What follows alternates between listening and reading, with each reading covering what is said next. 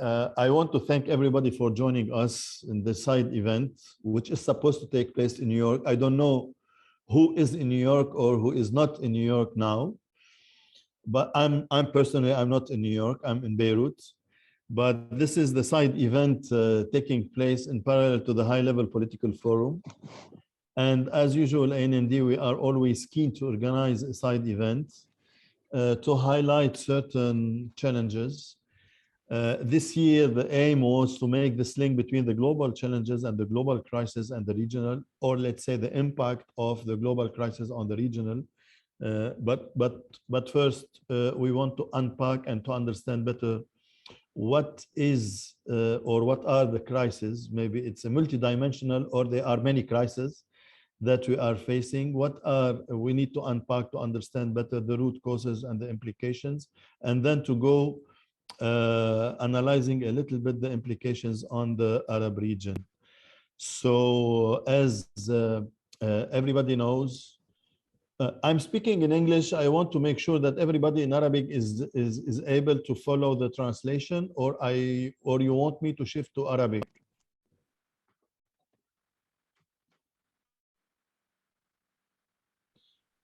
So نعم ترجمة موجود.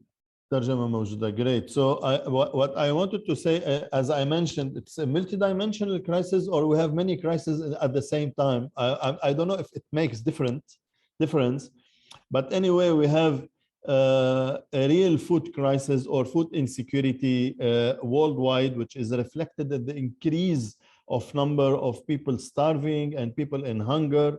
Almost we have 45 million persons starving in 43 countries. Unfortunately, many of them are in the Arab region, like Sudan, in Syria, in Yemen, in Somalia, in Gaza, probably in Mauritania, in addition to the rise in food prices. Talking about wars and conflicts, you know that we are in the region which is witnessing a lot of wars and conflicts and the everlasting occupation in Palestine. Actually, there is an increase in number of conflicts worldwide since 1949. And we have internal civil wars and internal conflicts in Yemen, in Syria, in Sudan, in Libya, more or less, and in many other countries that they are at risk now, like in Iraq, Lebanon, Tunis. So you have the situation with a mounting tension which can erupt at any time. I mentioned the foreign occupation in occupied Palestine and mainly in Gaza Strip. Talking also about the climate change and the international community that failed to respect the commitments in order to keep the global warming at 1.5 degrees Celsius, and the negative implication of this reality on definitely on the global south, but mainly on the Arab region, talking about the water scarcity, desertification, biodiversity, heat, besides many other problems that we are starting witnessing in the Arab region. The pandemic, we are witnessing a new wave now of post-Omicron mutation or variant, which also enhancing inequalities again and again. And it's uncovering, by the way, systemic challenges in key sectors: health, education, employment, social security, besides many others.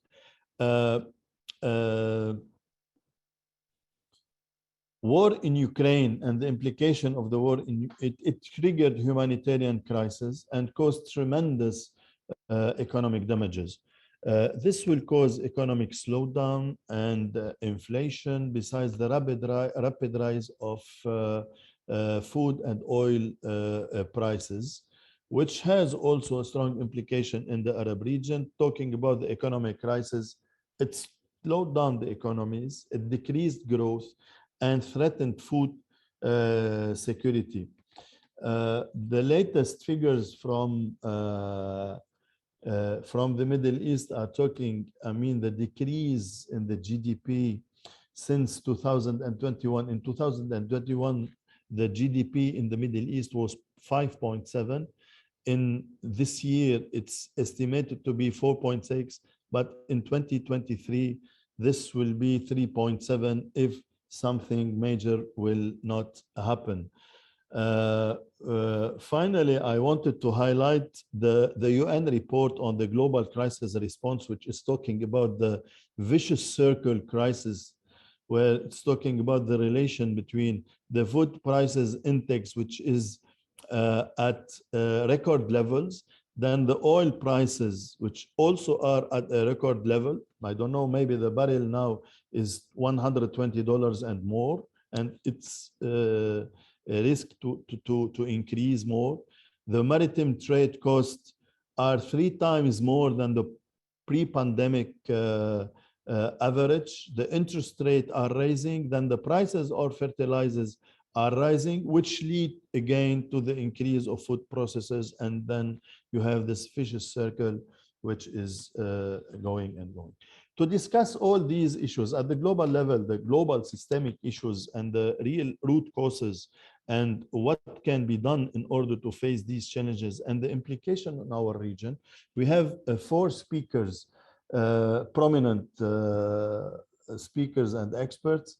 Mr. Roberto Bisio, who is the Executive Director of the Instituto del Tercer Mundo, Third World Institute, and he is the Global Director of the Social Watch of the Secretariat of the, or the Director of the Global Secretariat of the Social Watch, which is an international organization, and he is definitely a prominent CSO leader at the global level.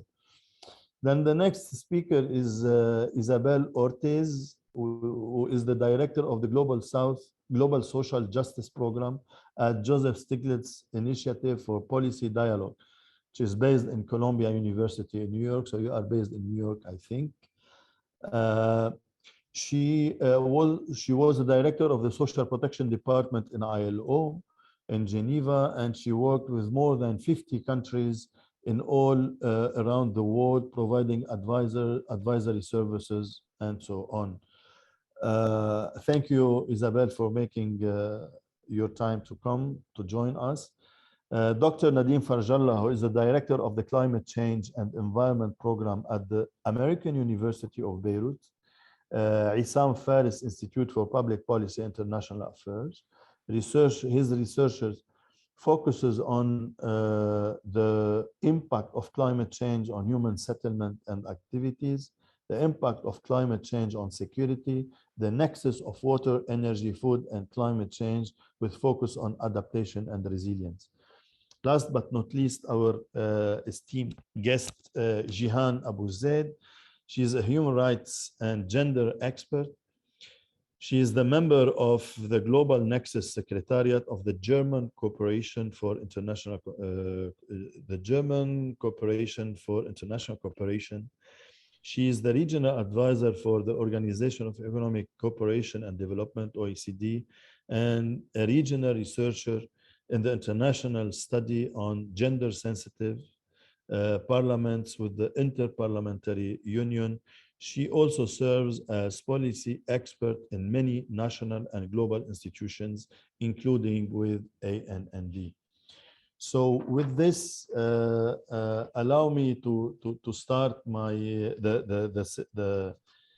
this session with our first speaker, Mr. Roberto, who I will ask him in maximum 10 minutes to try to define the root causes of these crises and what is the global cost of living the crisis that we are witnessing nowadays and their immediate impact on developing countries and the global south.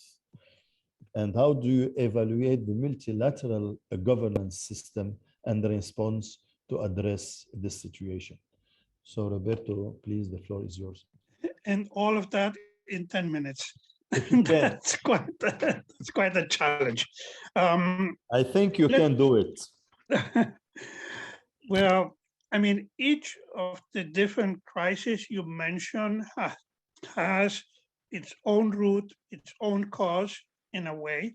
Climate crisis has a cause, and based on the development model dependent on fossil fuels that we are having for more than 100 years, whereas the health crisis has an immediate cause, which is the virus, COVID, but it has been clearly aggravated by the destruction of the public health systems in the last 20 to 30 years because of the Washington consensus and the neoliberal policies, and so on.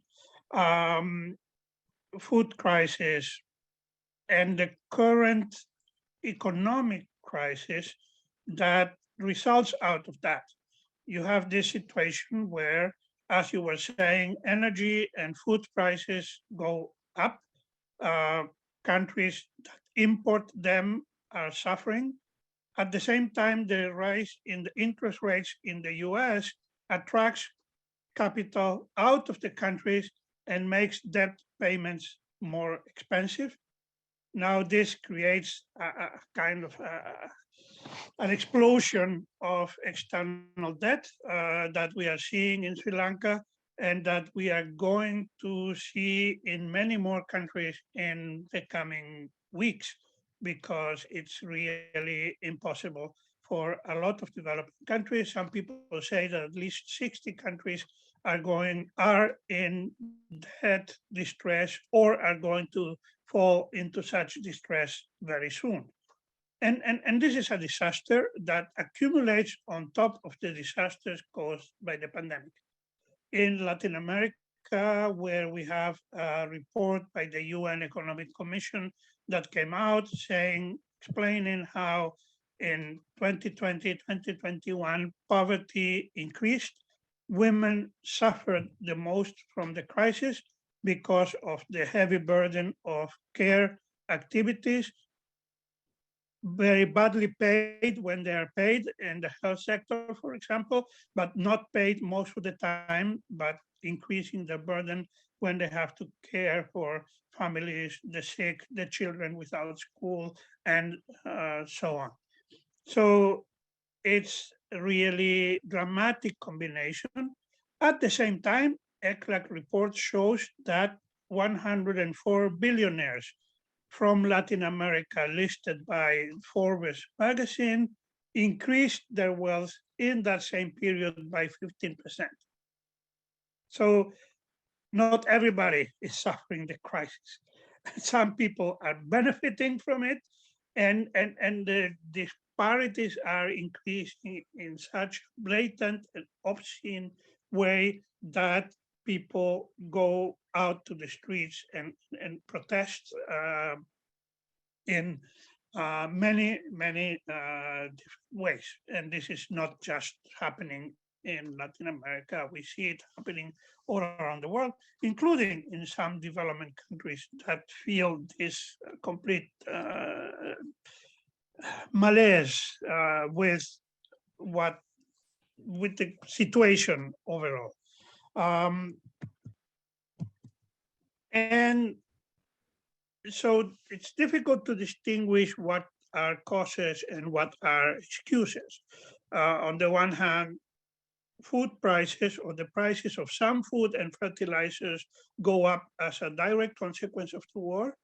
But in other cases, they go up because of the speculation in the Chicago markets, where the prices of most commodities, particularly agricultural commodities, are being set. So it's with the excuse of the war, the confusion and the panic that it somehow created. Again, some people are speculating and increasing prices and provoking inflation beyond what a direct consequence would be. This, in a way,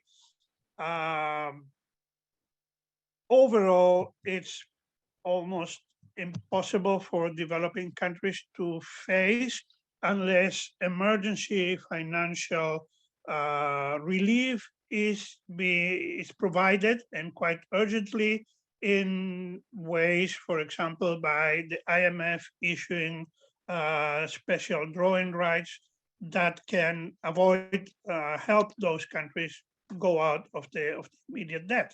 And I'm mentioning special drawing rights particularly because that's the way where countries could be financially assisted without having to go through the whole process of conditionalities, heavy conditionalities that usually lead to austerity measures that make the social impacts of the crisis even worse.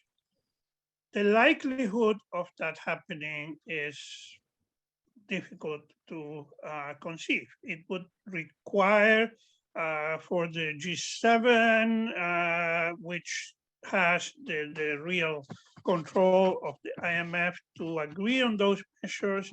And it would also require to change the way in which the special drawing rights are attributed, which currently relates to the quotas in the IMF, and actually would mean that if you just increase them, developed countries would get the lion's share, as has happened with the previous increase, without them actually redistributing that in a global way. They should behave in that way to save the global economy and the multilateral system from the threat of a collapse that we are envisaging. But they are likely to do so because of the narrow way in which national and immediate interests prevail in this kind of decisions. If it was otherwise, climate change would have been faced already decades ago. But everybody expects the other to move first, or to take the initiatives first, and not its own country. And actually, in many places, the public would even expect their own governments to behave that way. And that is one of the structural difficult contradictions that we face at this moment. Now, multilateral governance system is completely strained in its ability to face that. And the war in Europe shows, in a way, one of the biggest limitations of that system in terms of its basic essential role, which is keeping the peace, because of the veto power that some countries have at the Security Council. So Security Council can or could, if there is a political will, intervene and try to make peace in places where all 5 countries can agree. But if one or the other of the major power invites another country, and we have seen this happening, veto power allows them to do it without having to face with impunity, without having to face any consequence. And then again, if he did it before, why cannot I do it myself? And we add to the crisis. The 5 major powers that have veto in the Security Council and should guarantee world peace are at the same time the 5 major arms producers and exporters that feed the conflicts around the world. This is a well-known fact, but it shows the major disarray in global governance, starting with that. So what is left for developing countries, or what are, let's say, opportunities? It's very difficult to say that, because the perspectives are dark really, and we need to face them. But yes, there is always some kind of opportunity, and that opportunity in a way lies. We are seeing it in Latin America with a new wave of progressive governments being elected. And we had recently elections in Colombia that put in a progressive government in place, and we had them in Chile before, countries which were holders of the neoliberal policies and now are trying to move away from them. And we basically expect in Brazil Lula to be elected towards the end of the year and displace Bolsonaro. But what kind of policy space will these governments have to actually deliver on the people's expectations? And I am asking that having in mind the Arab Spring, for example. And what we are seeing in Latin America now is an attempt to think again the progressive development model. And Petro has said it quite clearly, we need to move away from the extractivist model. So the previous wave of progressive regimes in Latin America tried to export more, particularly fossil fuels, and then use the money to redistribute it in a more socially fair way. And that actually enabled poverty to be reduced quite dramatically during a decade. Now, this cannot be the way anymore. We cannot rely on the export of fossil fuels anymore, even if the price is so up, because this will be short-lived. And what is being envisaged is go into sustainable agriculture and a kind of circular economy industrialization based on intense knowledge utilization and care economies, revalorizing the care work as the key elements for a solution.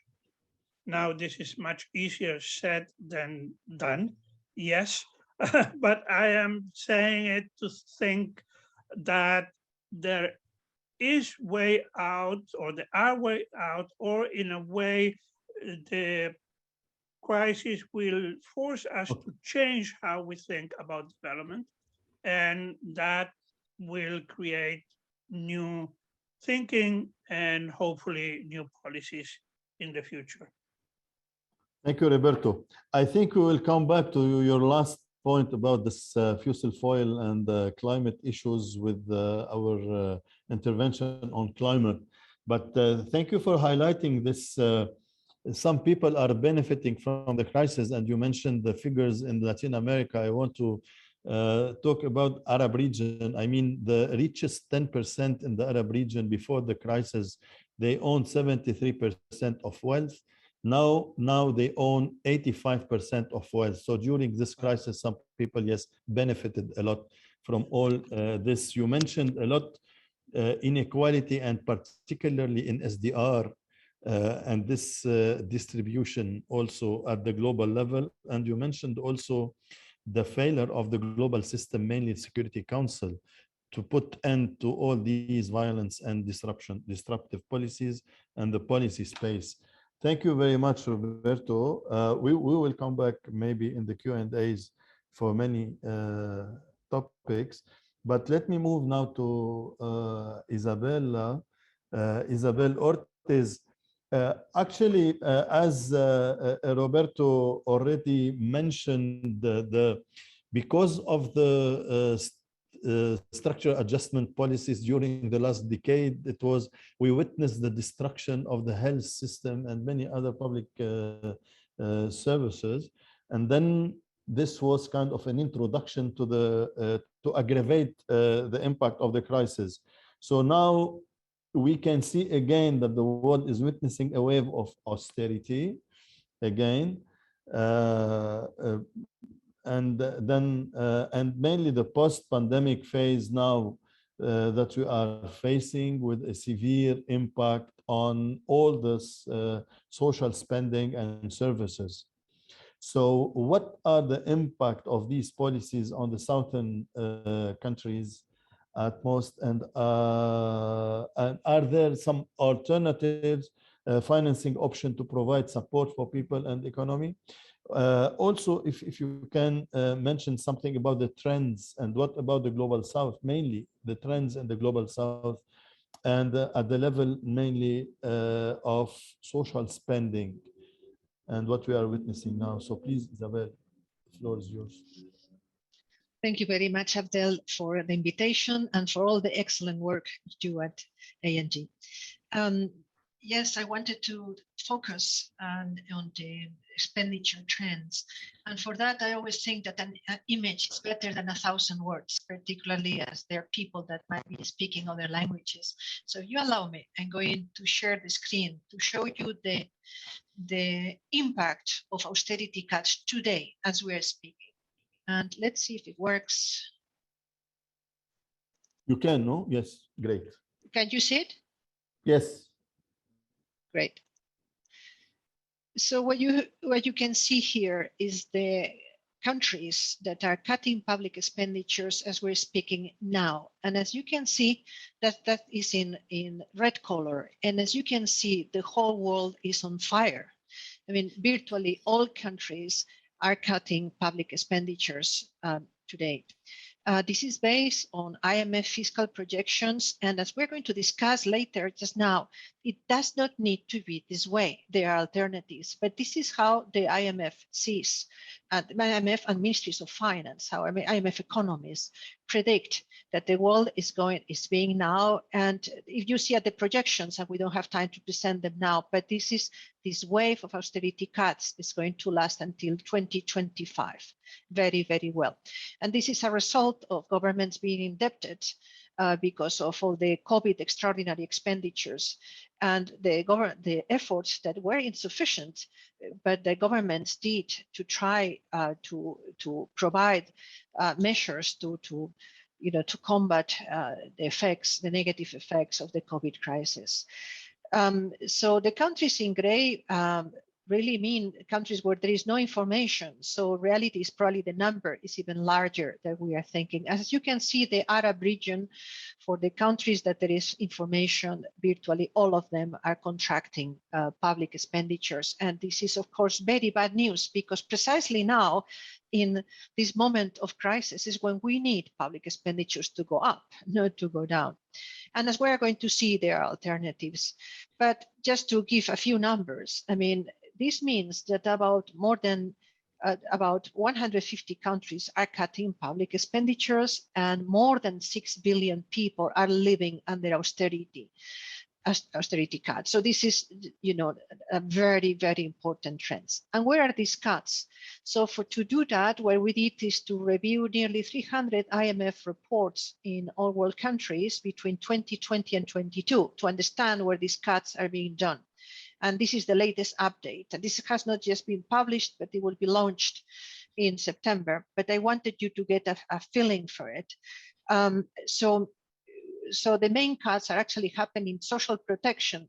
So what happens, and this is it's very interesting to see the language that these IMF country reports use. They normally refer to improving social protection by targeting it more. But this is absurd, because it means if so many people were covered up to here, with social protection benefits, now they target and they reduce the coverage. So less people are going to get social protection benefits, and their benefits probably are going to be reduced too. So this is no improvement of social protection. This is actually leaving many people without protection and excluding many from benefits that are very important. And now, of course, then the argument is we're protecting the poor. Of course, we need to protect the poor and the ultra poor, but societies are more than poor people. And in developing countries, middle classes tend to be very low income. So, a small social protection benefit because you have an older person at home, or a disabled, or a child, or, or a mother who is, with several children, this small benefit makes a huge difference on a household. So to cut it because of cost savings, it is the wrong approach. Then the second most generalized cut is what is called wage bill cuts or caps, and that means the salary and the number of civil servants. And if you look at the budget of a government, generally the large amount of civil servants are teachers and civil servants in rural areas, which played a very, very important social functions, which I don't need to explain. Also health service and social workers. So very clearly to cut the number of salaries have very negative implications. The third most normal measure is to eliminate subsidies and focus mostly on fuel subsidies, which has created partially the raise in prices. But not just that, also food and agriculture and other subsidies, which actually can be very important instruments to precisely support populations in this moment. And a fourth most normal reform are pension reforms. And this is peculiar because you see, in a time again of need, the last thing you want to do is to have these adjustments to pension reforms for cost savings to make them cheaper. And well, we will keep on and on. And these are the major ones, and I have given only 10 minutes, so we cannot go on. But just to note, all these cuts do have very important negative social impacts, and they are the wrong cuts. If you have to cut, there are perhaps other areas that can be cut from a government that they don't have an impact on human development, for instance, defense. But we're seeing precisely the opposite. So the trend to raise military spending is actually very concerning at a time that social services are being cut. And well, we can keep on and just going to read them. The most normal reforms continue what is called SOE reform, a public service reform, but really that refers to water supply, to energy, to and other public services, labor flexibilization reforms, promoting privatization and PPPs, including adding fees for public services, that it seemed it was something that was out of the equation. And even in some countries, despite all the jargon, about 18 countries are suggested to cut health expenditures. So this recipe, as Roberto was saying, it is really the traditional Washington consensus is just reframed in the current context. And we do need a different type of policies. Precisely now is not the time to do these cuts.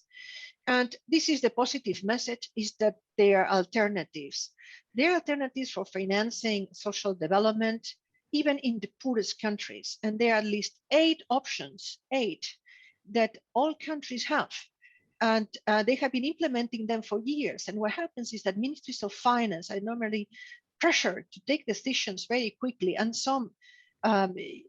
and they have got into this Washington consensus way of doing the cuts. But cuts must be avoided at all terms. So these other options have to be explored. And they should not be decided behind closed doors at the Ministry of Finance, but they should really be discussed in national dialogue. So the 8 options, and we are only just to enumerate them, are to increase progressive tax revenues. This means avoiding increasing VAT, but focus more on taxation of income, wealth, of personal and corporate taxes, including to the financial sector that does not pay taxes, or very low taxes in the majority of countries. And we have phenomenal examples. For instance, in Mongolia, a very little tax on copper exports actually finance a universal child benefits for all Mongolian children. So they're very good examples. Brazil during an earlier government financed a financial transaction tax, and with that financed the expansion of social security. They're very good examples, and all of them are fully endorsed by the international financial organizations. So the key thing is to explore them. Second will be fighting illicit financial flows, which are huge and large, and they're illegal. That means from money laundering to tax evasion, to trade mispricing and others. Third will be a very important option nowadays to restructure or to reduce debt in some countries. And we have very good examples in the last 60 years. More than 60 countries reduce their debts from different methods, from Ecuador, Iceland, Iraq. And so, and given the current high debt levels, where we should try is to promote debt forgiveness and debt relief in, particularly low-income countries. For social protection, it's very important to increase social security coverage, formalizing those in the formal economy with good contracts, and that's a way to actually have everybody in better working conditions and at the same time with access to social security. Then a fifth option will be to increase aid and transfers, though that's not very viable at the moment. Sixth option is tapping into fiscal and foreign exchange reserves. And this sounds odd, but that means that many central banks actually do have lots of reserves there in the central bank at a time of major social need. And the rule of thumb is to have at least 4 months of imports and exports, but many central banks have much more than that. So this money, why to keep it there? You could use it for development. And then others will be to adopt more accommodative macroeconomic frameworks and to reallocate public expenditures. And with a thought of defense, we had very good examples in the past, like Costa Rica and Thailand, that reduced defense spending, military spending, to precisely expand health. What is important is all these 8 options that all countries have to some degree, is that they cannot be decided behind closed doors by some technocrats at the Ministry of Finance and the IMF. There needs to be a public national dialogue with trade unions, with civil society, with employers, with all major stakeholders, and they need to be discussed openly, because otherwise, it's very easy to keep repeating earlier policies and go to these easy cuts that can be done overnight, but however have enormous negative impacts. These decisions impact the lives of millions of people, so it cannot be that they are decided behind closed doors. And just to close, there is an international campaign to end austerity, and I encourage everybody to join. You can Google it. There are more than, at the moment, 500 organizations. Join. End austerity now. Thank you very much. Thank you, Isabel. It was very clear. I think with this, you mentioned the decrease in social spending worldwide, and this is the main trend now, unfortunately. But I think that with the war in Ukraine and the implication of the war, the increase in militarization and military spending, and then the humanitarian response, etc. So maybe we will witness even more decrease in social spending, unfortunately. And thank you for mentioning this policy space, and not only the policy space, but all the need to have political reforms and more transparency and more inclusive policy making and national dialogues, etc. Because I don't think that these 8 recommendations can be realistic or real unless we have real transparency and participation and accountable governments. Thank you, Isabel. Let me move to our third. Before moving to Nadim, actually, I want to ask all the participants if they have questions, so they can write their questions directly on the chat box. اللي عنده سؤال من المشاركين ممكن يكتب السؤال مباشرة على الشات بوكس ويقول لمين موجه السؤال إذا سمحتوا. Dr. Nadim, in June, Stockholm +5 reaffirmed the need to adopt system-wide change in the way out current economic system works to contribute to a sustainable plan in the context of the decade of action and delivery for sustainable development, where international community is called to accelerate the implementation of commitments for a healthy planet. But unfortunately in Glasgow, this did not happen properly. How can we frame environmental and climate crisis and social justice concerns in the region? And what does just and a green transition mean for our region? So, Doctor, the floor is yours. Thank you, Ziad. And this green and just transition, we talked about it last Friday, you and I, in passing, yes, when you were here at the Isam Ferris Institute, and we talking about whitewashing and greenwashing. and everybody ends up being brownwashed. Yes. So thank you for the opportunity to be part of this very prestigious panel, and thank you for hosting such a nice event. Global issues are reflecting very poorly on us. They have always done that. We have always been reactive in this region and never taking the action and being proactive. This is very unfortunate because we are always at the receiving end, and we often hook our futures or our activities on others' agendas and tie them to them, and we end up suffering in the region as a whole. Expenditures, and we're talking about the global economy changing, and talking about the Stockholm plus 50 and the call for changes in the economic outlook of the world, and including more for the environment and changing the way we do business. Well, we used to see it at a smaller scale in our part. That's not very small in our part of the world, the different conflicts that we've had, and the militarization that has always been associated with it, and the expenditure on the military that we have done in our part of the world. So this is now magnified with the war between Russia and Ukraine, and the fallout of that in terms of increased militarization, increased military spending, and the environment taking a back seat. Food security is used now as a tool to pressure one country or another and play games with people's lives.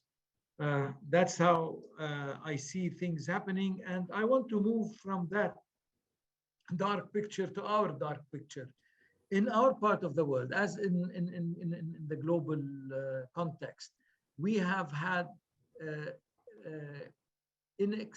inexcusable and systematic overexploitation of our resources. And this has led to several issues in our part. I want to list some of what we've witnessed and how do we, maybe a way out.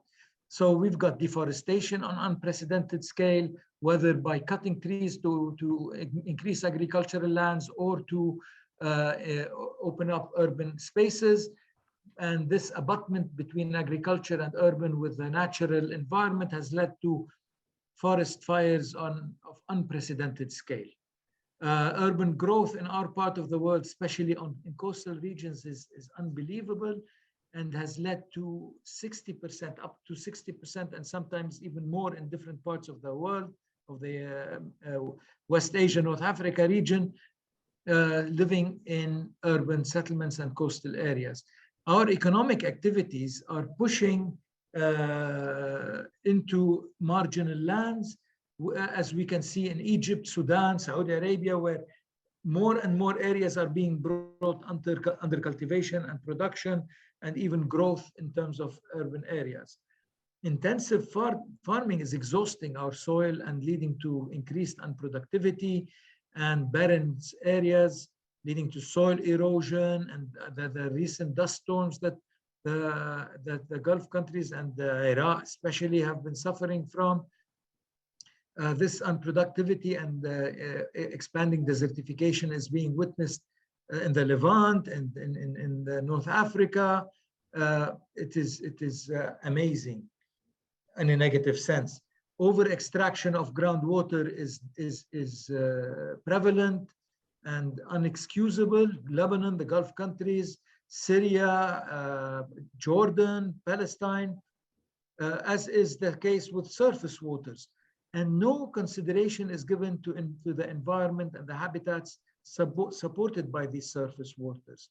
What we are doing more in our overexploitation, and I'm talking here not necessarily just climate.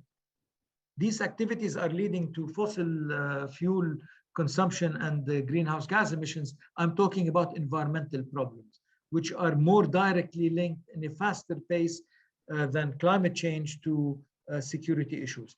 Quarrying and degradation of land is prevalent throughout the area and abundant. And we have been witnessing phenomena of pest infestations, whether in the natural environment in forests where we've seen dieback of trees, pine trees, cedar forests, etc., everywhere, not only in Lebanon, in Turkey, in Morocco, in parts of Algeria.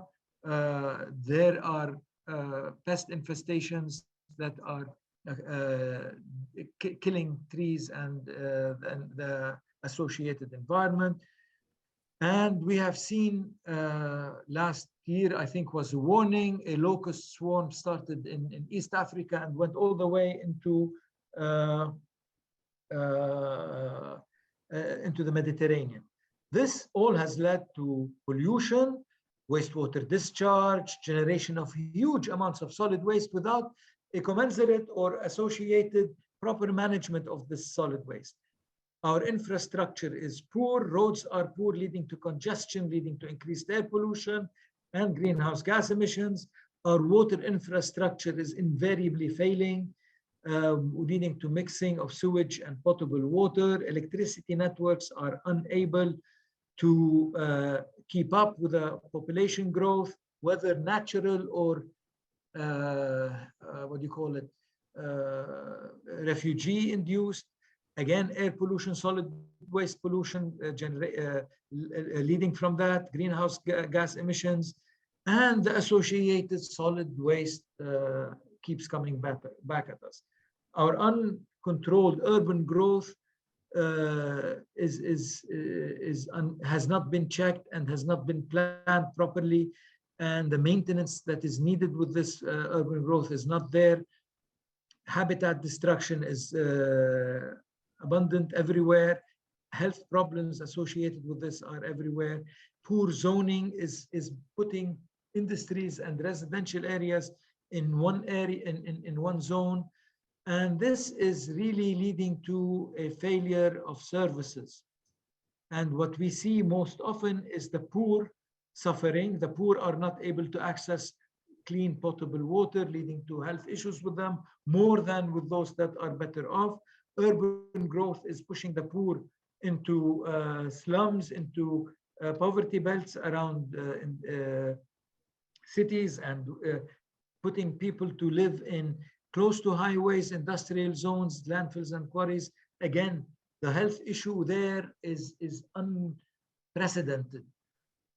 What does that mean? We need then to look into how to move away from that. I know, as we say in Arabic, that was war itnawi.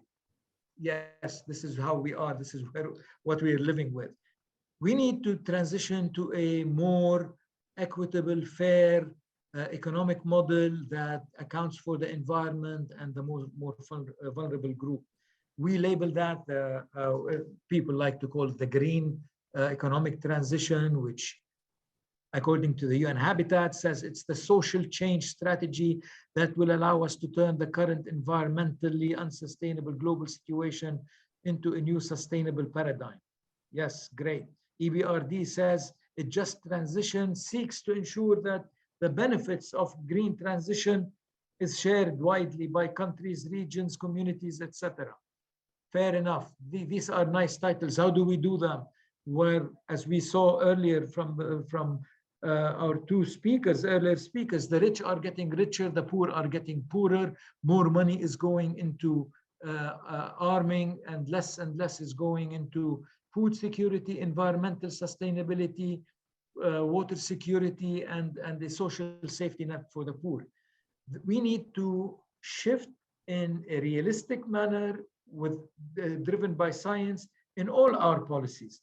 What we should be doing is pushing for more investments in greener technologies, and greener technologies, though, are not only limited to renewable energy transitions. It covers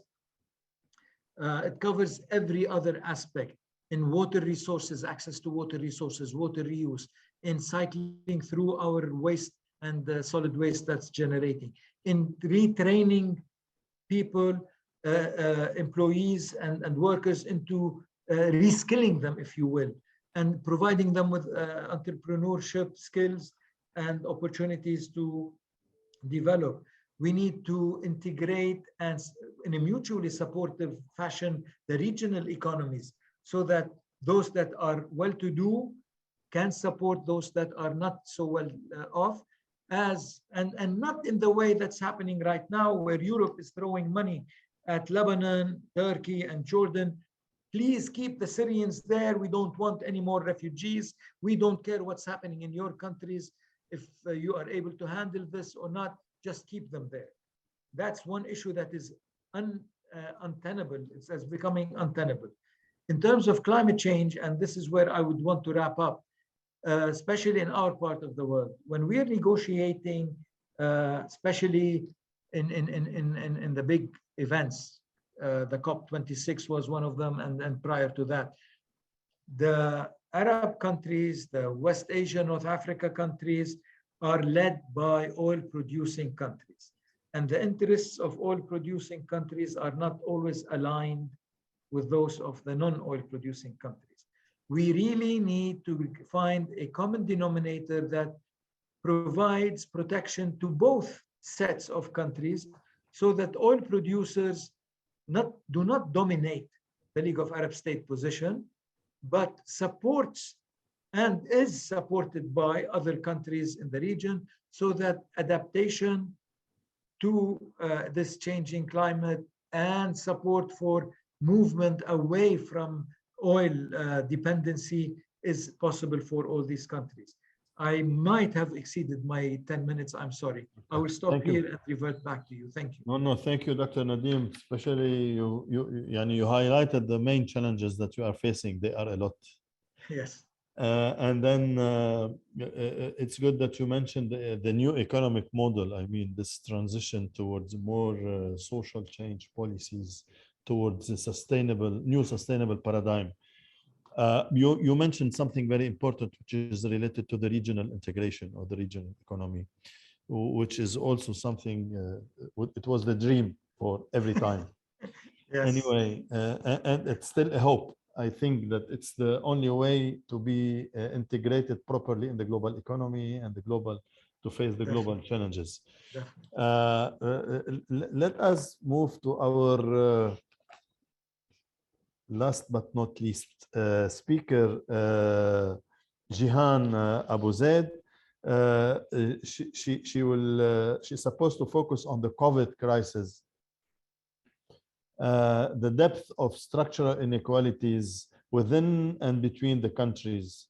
This crisis demonstrated the vulnerability of various groups, including women, children, elderly, and different levels, including food security, access to medicines and vaccines in the region. What do you observe in the region at the level of social services? How has the situation altered? And what are the main trends and challenges ahead, and how can we address them? I think that there might be certain link with the presentation of Isabel about the social spending and the trends in social spending, but mainly focusing on the region with a lot of inequalities. So Jihan, please, the floor is yours. Thank you so much, Zia. Thank you. Of course, exactly. It's very connected and very much reflecting the situation in the Arab countries. But allow me, guys, to speak in Arabic. I feel a bit bad to speak in English while I'm talking about Arab countries. So allow me to speak in Arabic, to start in Arabic. And I also would like to admit that many of this information, or most of them, actually came from some very important report from ANANET. So في البداية, then I'm going to speak in Arabic. So for those who need the translation, thank you.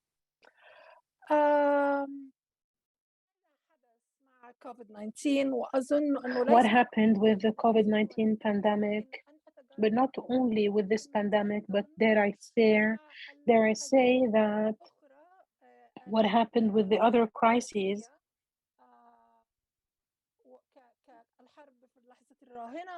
such as the ongoing war and the repercussions of the climate crisis. COVID-19 revealed a problematic that has long been suffered by the Arab states, specifically social spending management, meaning what the governments spend on direct assistance, financial support for poor families, retirement, social security, etc. Prior to COVID-19 pandemic, the situation was not much better. The social protection systems in the Arab world were already weak and disintegrated, were lacking in comprehensiveness and sustainability. The persons covered with these social protection systems did not exceed 30% of the total number of the population. This is a grave number given that unemployment rates, especially among youth, are 8 times higher compared with unemployment among adults. This percentage remained the highest in the world for a quarter of a century and has not yet changed.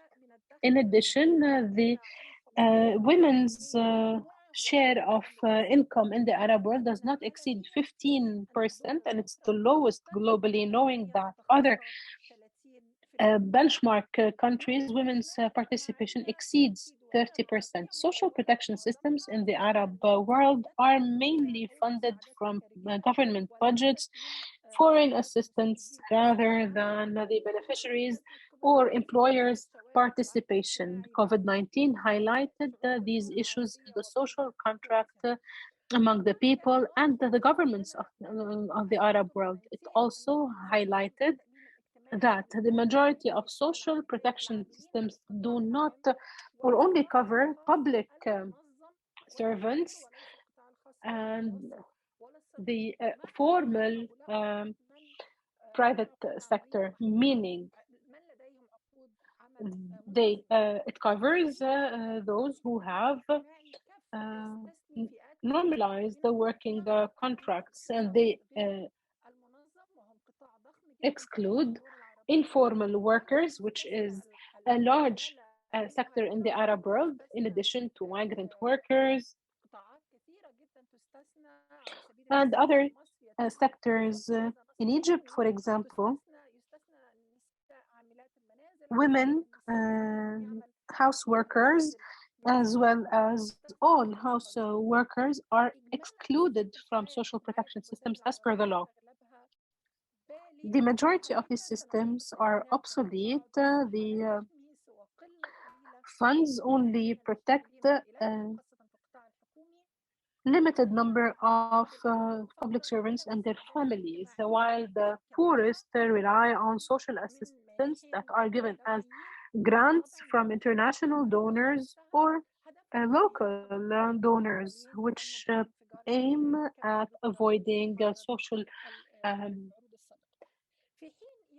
issues, as said before. The wealthiest often resort to private healthcare insurance companies, while other families remain outside of these protection systems because they are informal workers. As was previously said by Isabella, the Arab world does not spend a lot on health compared with the local GDP. In the Arab world, 2 to 3% of the total budget is allocated to health, while in 2019, the Arab world allocated 5.4% of its GDP to military spending. Accordingly, military spending exceeds the budgets allocated to healthcare services. The Arab citizen has to spend more than 40% of his personal money or out of pocket on healthcare, which needs to be addressed in the Arab world. And in poorer countries, more than 45% of the revenues are spent on healthcare. During the COVID-19 pandemic, we witnessed new models that continue to exceed and continue to aggravate inequalities. This dynamic was supposed to constitute a shock. However, the pandemic unfortunately reaffirmed this bipolarity and the inequality, which was also highlighted in different levels. In the Arab world, for example, Arab countries, there are more than 16 new persons living under the poverty line, and the pandemic reduced the size of the middle class, which was already deteriorating and already shrinking. Less than 40% of the people in the Arab world now are in the middle class, and this percentage varies from one country to another. I don't believe that it is 40% in my country, in Egypt. It might be 20%, I think. Between 2019 and 2020, the the percentage of new or persons living in extreme poverty reached 7.8% across the Arab region. As Mr. Ziad said in the beginning, the different reports by the ILO, by Oxfam, state that COVID-19 pandemic did not enrich the rich only, it also created new channels for more concentrated wealth.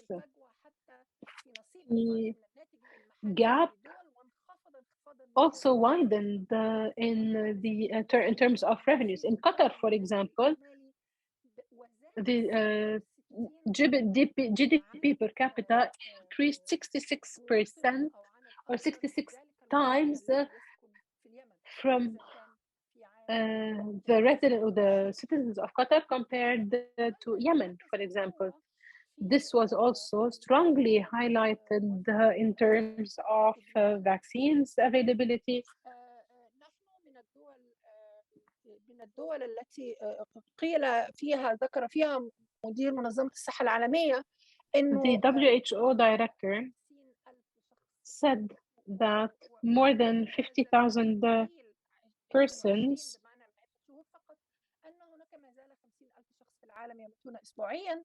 globally are still dying weekly due to COVID-19, especially in low-income countries, where 5.5% of the population was vaccinated. This percentage increased in the GCC countries, so the high-income states. However, in countries like Yemen and Sudan, only 2% received the vaccine.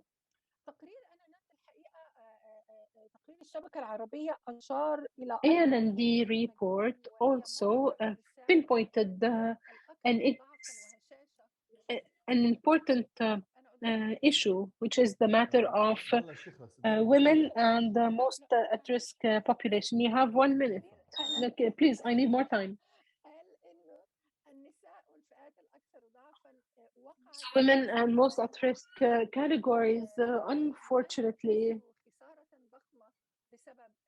suffered the greatest losses due to the pandemic. The same applies to the repercussions of climate change. As Mr.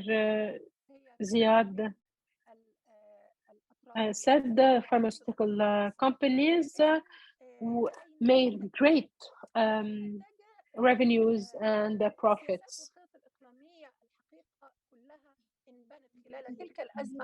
All these policies were devised during the pandemic in order to try to bridge the gap by providing different forms of support.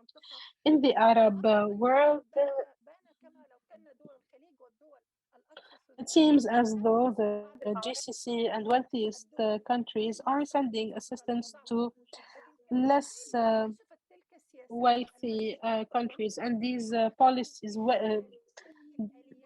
fragile policies, were uncovered. We need to find the new mechanisms in order to put an end to this inequality and to develop a new equality-based model. We also need to develop new models to change and find the ways to establish in-depth change and in the balance of power between men and women, and to find new policies that would support women and the most at-risk people. We're talking about the feasibility and the need to ensure women education and women support as well as representation. We also need الرجاء من الغير المتحدثين انهم يعملوا ميوت اذا سمحتم. فاطمة بدرة. ايه تفضلي. اوكي. نحن بحاجة ايضا الى ان تكون So we also need public private or public policies that would impose incremental taxes on the wealthy rather than on the poor, and we need to limit the military spending, which exceeds the European levels compared with, in the region. In addition, the Russia-Ukraine war revealed what we are in desperate need of in the Arab world, meaning promote food security and invest in Arab agricultural projects. We are in a dire situation.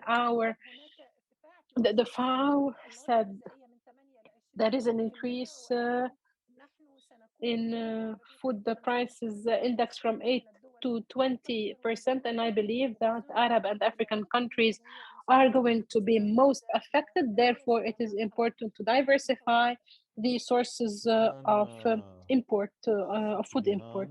Thank you, Mrs. Jahan. يعني أول شيء التمييز على أساس الجنس بحق المرأة. Gender inequality is widespread and it affects youth and unemployment primarily. It is quite clear that military spending exceeds social spending or spending on social sectors, which is also grave and dangerous in our region. Disparities are ever increasing among the poor and the wealthy. The number of the poor is increasing and the wealthy are getting wealthier.